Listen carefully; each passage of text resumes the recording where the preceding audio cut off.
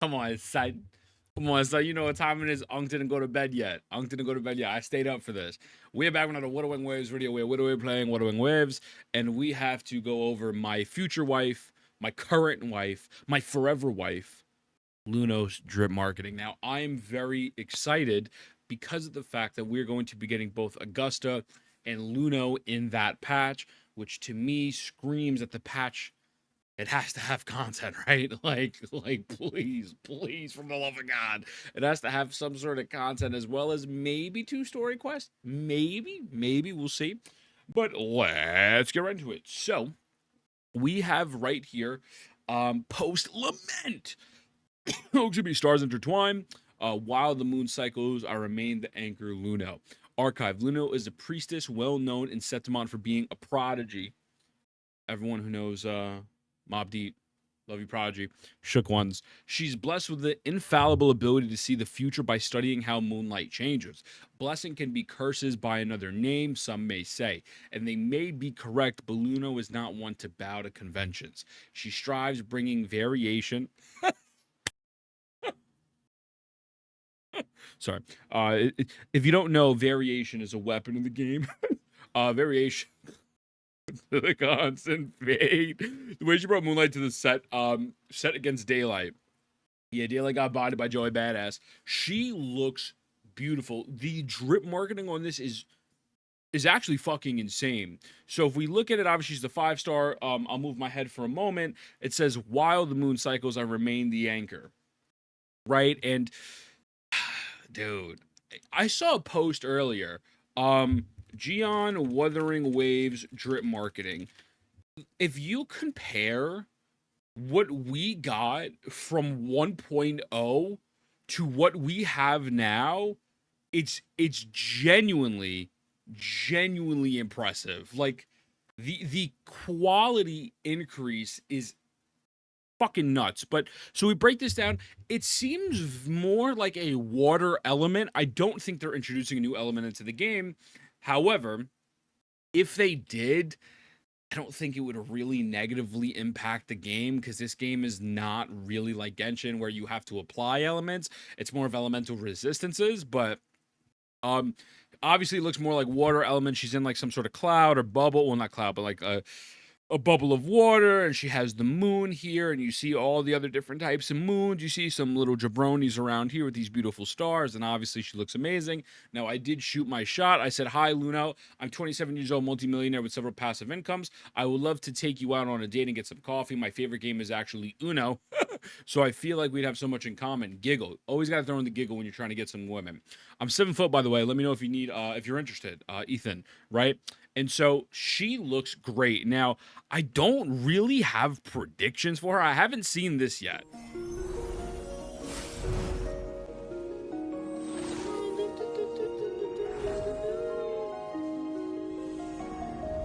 Ugh. Ugh. Dude, what if she's just like fire? Like, what if she's just fire? Like, she's just straight up like a fusion unit. I don't know, man. I don't know. She'll probably. I don't know, man. I mean, like, the thing with the Wuthering Waves is they're allowing people to kind of use like rectifiers or gauntlets as like kind of the pseudo like weapons where you don't really see them, and they can use, like, for example, Roshia has the briefcase, you know, um Baiji has like the little fucking dove. I would assume she would be a rectifier, or I actually maybe not rectifier, maybe more of a gauntlet user, since we just got a rectifier user with Furlova. I mean, it's not impossible for them to drop them back to back in patches, but I wouldn't be surprised if she's like kind of a gauntlet user and she actually uses like the chakram. You know, it has this little moon here, but she has like a moon little chakram. I think that'd be really fucking sick. And yeah, I would probably assume some sort of Glacio support. That's the vibes I'm getting. I'm not really getting like a main DPS from this character type vibes, but I guess we'll see, man. I am interested to see how they deal with the main story quest, because them providing 2 5 stars, I'm hoping that it would be 2 main quests, right? Break it up the way they did with the Lupa patch. I think that'd be really awesome. Now, the thing that I want to discuss is I am very excited for Luno and Augusta and to learn more about their lore. I believe we are going to get the Augusta like interlude second half of the patch, I believe, right? Someone commented on my video because I said I didn't do it. I was being honest. I didn't even know it was available or not. With that being said, I don't know narratively. I feel like they've just hit such a high peak with this Forlova quest. I don't know. I don't know how to put it. I just don't know if they could deliver on that again, right? I don't know if they can have people feel some type of way the way they just do with Forlova. Like Forlova was a high.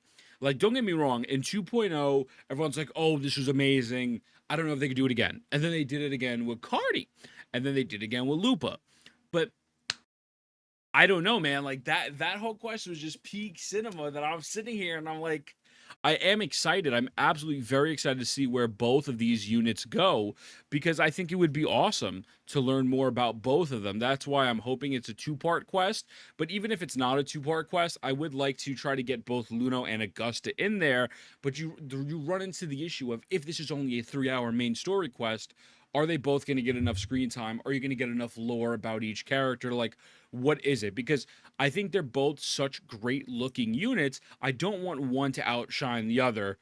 However, I think Augusta absolutely just aura maxes the fuck out of Luno, right? That's my personal opinion. So I'm really hoping that narratively this is dealt with care and love because I don't want it to just be some nonsense. Oh no, the two people responding to me. Grok, how many lies are in this comments? It's Luno, not Luno. Oh, oh God. Oh God, I misspelled her name. Thank you for telling me because I would have misspelled it in the title of this thumbnail. I'm autistic. But yeah, so I'm excited. I am genuinely excited. You know what I mean? I think overall, as a patch, this patch is pretty mid outside of the story quest. I really don't like any of the content that it's offering. Um, but you know, them giving two new 5 stars and presumably a new main story quest and hopefully more content, I think we're in a good. We're gonna be eating good next patch. You know what I'm saying? So it makes me it makes me happy. It makes me happy. You know what I mean? And I do have my concerns, but my concerns are not because I don't trust Koro Games narratively to deliver on both these characters, but it's just because you only have so much screen time, especially if it's only one story quest, and just how great the Forlova story quest was. You know, there was that periodic buildup with the Forlova, and I'm not saying each subsequent quest has to necessarily knock the predecessor out of the park, but there does have to be a down period where they again build up to that next conflict, and that's probably what this quest will be. It will be the setup for whatever the next thing is. So I just hope that they deliver in that manner and you know, don't make one feel not as special. So that being said, I love you. Mwah. I'll see you in the next one.